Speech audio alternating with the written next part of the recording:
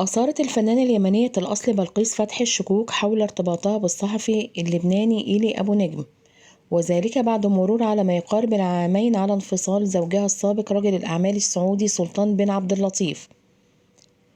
وانتشر كلام حول علاقة رومانسية محتملة تجمع بلقيس فتحي وإيلي أبو نجم بعدما شارك الأخير عبر حسابه في انستجرام سلسلة صور تجمعه ببلقيس فتحي بشكل بدأوا فيه متقاربين للغاية وكيمياء قوية تجمعهما خلال قضاءهما سهرة في أحد المطاعم.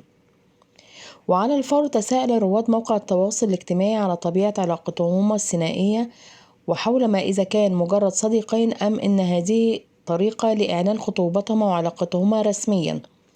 في المقابل رجح آخرون أن تكون تلك الصور من كواليس مشروع عمل فني يجمع الثنائي قد يرى النور قريبا.